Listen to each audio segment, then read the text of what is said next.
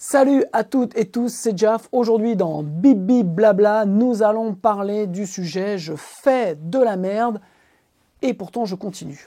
Voilà, vaste sujet que beaucoup d'artistes connaissent. L'idée, c'est de savoir comment on fait pour continuer, même quand on a l'impression de faire vraiment du gros caca. Donc je vais vous donner moi mes techniques, qu'est-ce que j'emploie, comment je me recadre. Et donc, n'hésitez pas, vous, une fois que vous vous êtes abonné, à me laisser des commentaires et surtout à partager cette expérience et à me dire comment vous faites. Voilà, bon visionnage qui bien entendu va être passionnant. Je vous retrouve juste après le jingle. Ciao.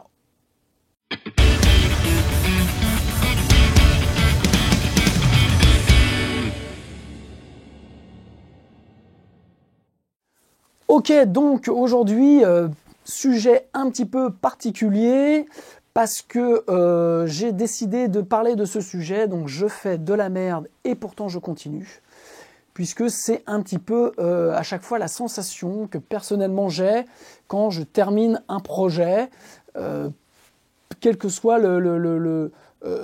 l'investissement que j'ai pu avoir dessus. Donc là, je parle notamment d'un titre que j'ai fait qui s'appelle Bientôt les loups, qui est sorti donc mardi dernier. En fait, c'est aujourd'hui parce que je tourne cette vidéo mardi. La vidéo va sortir ce soir. Et donc, en fait, j'ai ressenti cette chose-là que je ressens à chaque fois. Et donc, je voulais en parler aujourd'hui dans Bibi Blabla, en me disant que ça pourrait être utile et surtout d'avoir aussi votre feedback là-dessus et savoir vous comment vous faites. Voilà, donc l'idée c'est que ce titre-là, donc j'ai composé, j'ai enregistré, j'ai produit, j'ai mixé, j'ai fait le master. Mon pote Shag s'est occupé des images et après j'ai fait le montage. Enfin bon voilà, j'ai chapeauté un peu l'ensemble. Et donc ça fait beaucoup de casquettes, ça fait beaucoup de choses à faire. Et j'ai mis beaucoup d'énergie, j'ai mis beaucoup de cœur, bien entendu. Et là, le titre sort ce soir. Et forcément, les clips sont encodés, les titres sont aussi encodés avec les métadonnées. Et donc tout est prêt. Sauf qu'à chaque fois, j'ai toujours ce sentiment-là d'avoir fait une grosse bouse. Donc, pourquoi je pars sur ce sujet-là? Parce que aussi ça m'a fait penser à quand j'ai fait Mix with the Master avec Andrew Scheps, donc qui a mixé pour les Red Hot, qui a mixé pour Black Sabbath, qui a mixé pour Green Day, qui a mixé notamment aussi pour ce grand producteur Rick Rubin. En gros, il nous expliquait qu'à chaque fois qu'il faisait send pour envoyer les fichiers de ses mix, il passait déjà une très mauvaise nuit, après une très mauvaise journée, voire 2 jours, parce qu'il avait vraiment l'impression d'avoir envoyé de la grosse merde. Et donc ça m'a rassuré, donc, parce que c'est vraiment l'impression que j'ai à chaque fois, dès l'instant où, et notamment aujourd'hui avec Internet, c'est-à-dire que vous enregistrez, vous mixez et vous balancez ça sur le net, donc vous avez vraiment, enfin moi j'ai l'impression, puisque donc ce soir va sortir Bientôt les loups, alors je dirais pas d'avoir fait une grosse merde, mais voilà, j'ai que les problèmes en tête que j'ai eu pour faire ce titre, donc que ce soit sur les mix, sur les masters, ce que j'ai recherché comme image, vraiment je parle dans l'image sonore, après sur le clip, sur le montage, des choses que je sais pas bien faire, donc voilà. Donc j'ai là, à ce moment-là, le clip va sortir dans à peu près 6 heures, il n'est plus question de retoucher quoi que ce soit, mais donc je dois vivre avec. Donc en fait, tout ça part vraiment de ce syndrome de l'imposteur. C'est vraiment, on a toujours l'impression d'être un imposteur, en fait, en faisant ça. On a toujours l'impression de ne pas mériter. On a toujours l'impression de pas être à sa place. Que ce soit en tant que musicien à la guitare, au chant, à la production, au mixage, au mastering, enfin peu importe, on a ce sentiment. Donc voilà un petit peu les points que j'ai listés qui peuvent peut-être vous permettre de vous recadrer, de vous réaligner à chaque fois que vous pensez ça de vous et que vous avez l'impression vraiment d'être la dernière des bouses. Donc déjà, le premier point, c'est que dans notre système scolaire, notamment en France, on nous a toujours comparé. On a des notes, on est toujours en comparaison avec son pote, avec son pire ennemi, et en fait, on est constamment dans ce système d'évaluation des uns par rapport aux autres selon des critères. Et je pense que c'est ça qui fausse la donne, c'est-à-dire que on fait de la musique, on compose, et en fait, ce qu'on fait est unique. Après, dès l'instant où je dirais vous mettez toute votre sincérité, que vous mettez tout votre talent, que vous mettez vraiment toute votre âme, les gens peuvent ne pas aimer, mais c'est pas pour autant que vous avez fait une grosse bouse. Et en fait, vous pouvez écouter n'importe quel autre titre, vous ne pouvez pas être en comparaison avec les autres, puisqu'en fait, ce que vous faites est unique. Après, les gens aiment ou aiment pas, mais en tout cas, déjà, en plus, les gens ne vous en voudront pas. Je dirais, vous n'avez rien fait de mal, vous avez juste fait une musique, vous la présentez, ils en veulent pas, point barre. Donc, je pense que déjà, il faut un peu... c'est pas du sport où on a un chronomètre, on fait un temps, on marque des buts. Là, on fait de la musique. Personne n'a raison, personne n'a tort. Vous faites. Moi, j'aime pas. Tant pis. J'aime. Tant mieux. Voilà. Donc, arrêtez de vous comparer aux autres. Et surtout, deuxième point, à chaque fois, on fait référence à nos idoles, que ce soit en termes de guitare, que ce soit en termes de chansons, que ce soit en termes de production. Et donc, forcément, on met la barre ultra haute. Alors, ce qu'il faut savoir, c'est que la barre n'a pas forcément besoin d'être à la hauteur, à cette hauteur-là. En plus, je dirais, c'est vous qui la mettez à cette hauteur-là. Je pense que Kurt Cobain, quand il a écrit ses albums, pour lui, la barre, elle était là, quoi. Elle n'était pas là. C'est nous qui l'avons mise là, la barre. C'est nous qui en avons fait un standard. C'est nous qui en avons fait quelque chose d'énorme. Lui, il a juste fait sa zig, quoi. Il a juste fait son truc. Et je pense qu'il avait la pression. Faut pas, parce que j'ai vu pas mal de trucs sur la période d'écriture, d'enregistrement de Nevermind. Mais lui, il se mettait la pression. Il se mettait la barre haute. Mais quelque part, forcément, il avait... Comme vous, comme moi, il avait l'impression de faire de la bouse, quoi, puisque ses idoles, quand il comparait sa musique par rapport à ses idoles, il trouvait ça forcément moins bien. Sauf que, voilà, les gens ont mis sa musique au-dessus de ses idoles, quasiment. Donc, voilà, évitez de mettre la barre trop haute, parce que c'est une représentation mentale que vous faites. C'est vous qui la mettez là. Ça se trouve, l'artiste, lui, il l'a mise là, la barre. Et au final, ça a été un grand succès, mais lui, la barre, il a mise là. Donc en fait, évitez de vous casser les pattes arrière en, à chaque fois, comparant par rapport à vos idoles. Et puis, forcément, quand on met la barre très haute et qu'on tape dans le mur, c'est peut-être aussi à un moment donné qu'on a un peu maso. Alors moi, je sais que je le suis un petit peu, comme beaucoup, mais la souffrance n'est pas une norme. Voilà. Donc en fait, ce qu'il y a, c'est que on sait que pour accoucher d'une musique, pour accoucher d'un enregistrement, c'est toujours un petit peu douloureux. Pourquoi ? Parce que c'est quelque chose qui sort de nos tripes et c'est quelque chose forcément dans nos têtes qu'on entend d'une manière et que en fait, on se bagarre pour arriver à ce qu'on entend. Et bien souvent, forcément, ça termine toujours un petit peu en deçà de ce qu'on espérait, mais parce que c'est juste une impression, une représentation mentale de ce qu'on a. Mais en fait, ce que je disais avec la barre, il faut... à un moment, arrêter de chercher la perfection. Voilà. Le truc, c'est que on s'imagine que notre musique est génialissime, et on l'entend génialissime, et forcément, quand on l'entend, puisqu'on est, nous, le géniteur, je dirais, et quand on l'entend, on est un petit peu déçu, parce que ce qui se passe dans notre tête, c'est carnaval, quoi. Et là, en fait, quand on écoute, il y a des guitares, il y a des machins, il y a un mec qui chante à peu près comme ça, et voilà, donc en fait, cette impression de faire de la merde, elle est un petit peu naturelle. Donc moi, c'est pas que j'essaye de me rassurer, mais en fait, ce qu'il y a, c'est que je me dis, bon voilà, en fait, c'est des points assez subjectifs. Je suis pas en compète avec les autres, je suis en compète avec moi-même. Donc au final, quand je me dis ça, je me dis, bon voilà, le morceau, quand je réécoute donc Bientôt les loups, qui va sortir ce soir, et donc, quand je le réécoute, je me dis, ouais, au final, ouais, il y a des trucs que j'aurais préféré améliorer dans le mix, dans le master, dans le rendu. Mais au final, voilà, le titre, ce que j'ai voulu dire artistiquement, c'est là. Voilà. Tout est là. J'ai pas manqué une case. Je suis vraiment dans ce que j'ai voulu dire. Après, la forme, ouais, ok, on peut redire des choses, mais au final, le fond est là. Et quand vous vous dites ça, déjà, vous avez solutionné et vous redescendez un peu en pression. Autre point pour transformer ce négatif en positif, puisqu'en fait l'objectif de ce bip bip blabla est un peu là, quoi, c'est aussi à un moment donné, je dirais, puisque vous êtes dans la comparaison, et là dans ce cas-là, comparez.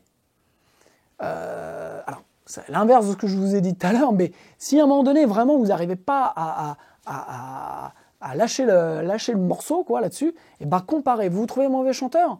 Ok, écoutez du Dylan. Écoutez des enregistrements de Dylan. Vous allez voir que, techniquement parlant, il y en a qui vont trouver ça catastrophique. Maintenant, c'est Dylan.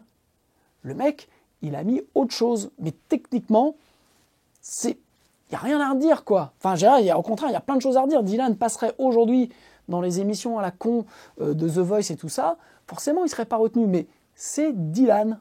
Ok, donc, vous voulez comparer techniquement, pouvez-vous dire, ouais, mais ce mec-là, il y est arrivé en chantant comme un canard. Vous trouvez que vous jouez mal de la guitare? Mais regardez des lives de Nirvana et de Kurt Cobain. Vous allez vous dire, putain, mais le mec, il est armoire. Ouais, mais c'est putain de Kurt Cobain, quoi. Le mec, il a écrit Nevermind, il a écrit des titres qui resteront dans l'histoire du rock à tout jamais. Et pourtant, techniquement, guitaristiquement, il était ultra limité. Mais ça ne l'a pas empêché d'écrire des pépites. Voilà. Vous trouvez que vos mix sont pourris?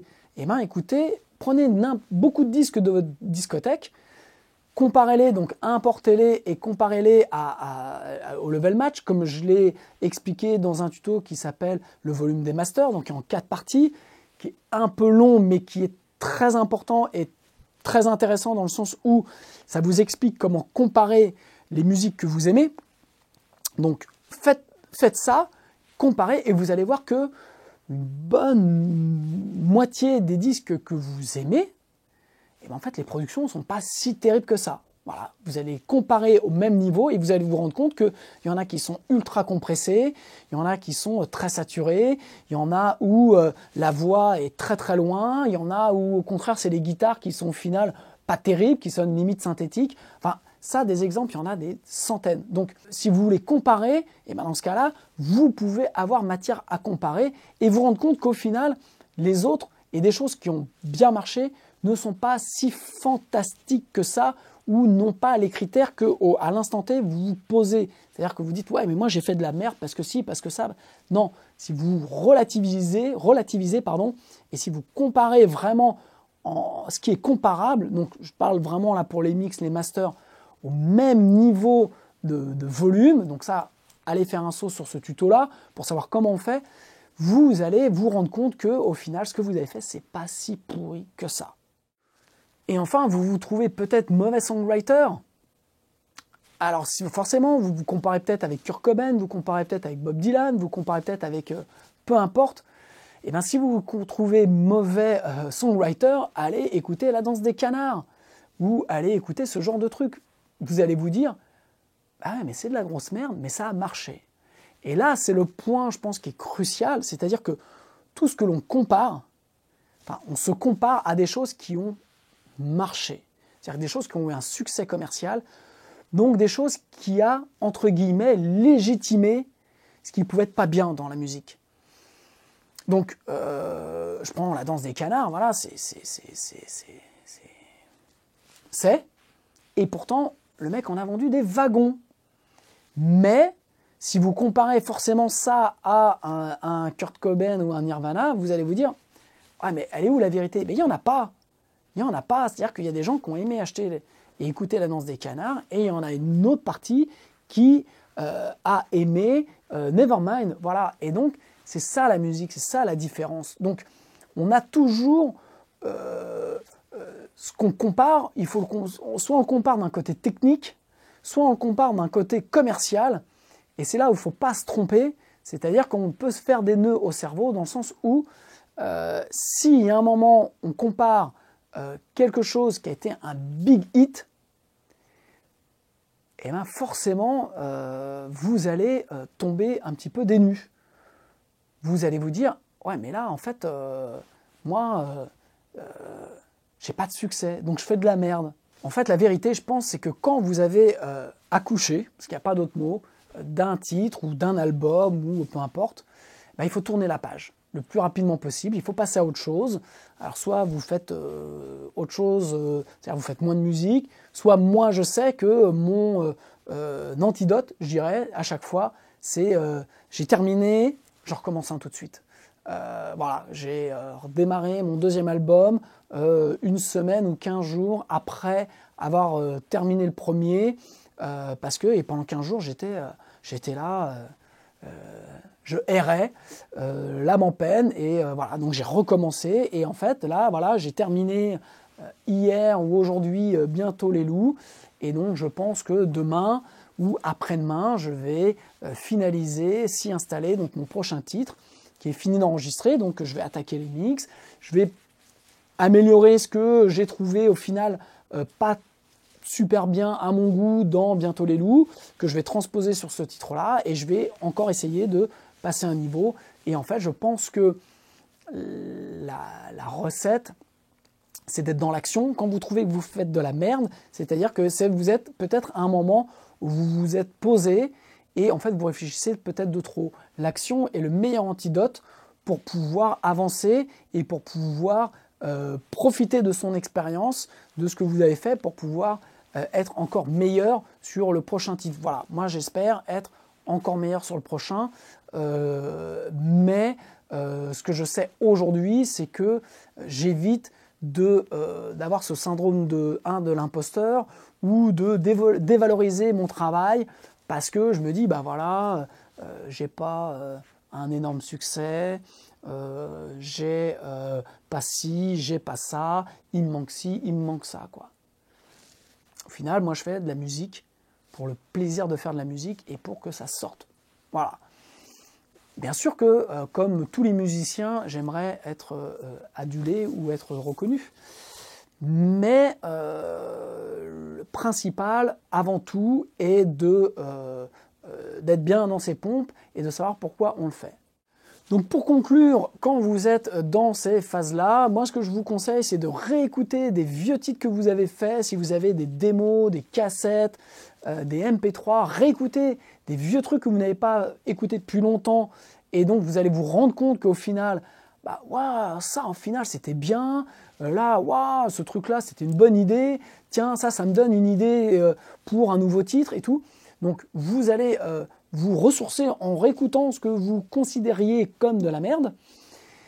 Et donc vous allez rebondir, voilà. Dites-vous aussi que les plus grands artistes, comme je vous l'ai dit avec Andrew Cheps sur la partie mixage, les plus grands artistes ont eux aussi l'impression d'avoir fait des titres assez moyens, ils n'y croyaient pas, je pense à Redemption Song de Bob Marley, qui a été la version qui est sur l'album, qui est un tube phénoménal où il est seul avec son acoustique. C'était la démo qu'il a jouée en studio pour montrer à ses musiciens, en gros, quelle était la chanson.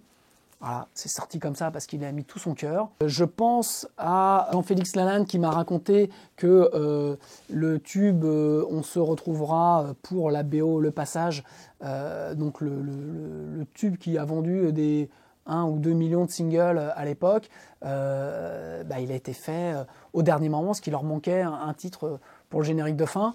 Bing, ça a été fait. Il n'y croyait pas une seule seconde, et pourtant, voilà. Donc, on a vraiment tendance à se jeter des seaux de merde sur la tête. Croyez en vous, soyez dans l'action, c'est le meilleur moyen de pouvoir rebondir. En tout cas, moi, ce sont mes techniques, je dirais. Donc maintenant, j'ai hâte de lire les vôtres. Merci de mettre en bas dans les commentaires un petit peu comment vous faites pour que ça puisse, moi, me redonner un petit peu de l'élan et d'autres idées. Voilà, donc en attendant, n'hésitez pas à aller voir mon nouveau titre, Bientôt les loups. N'hésitez pas aussi à faire vos commentaires. Je vous embrasse et je vous dis à la semaine prochaine. Ciao!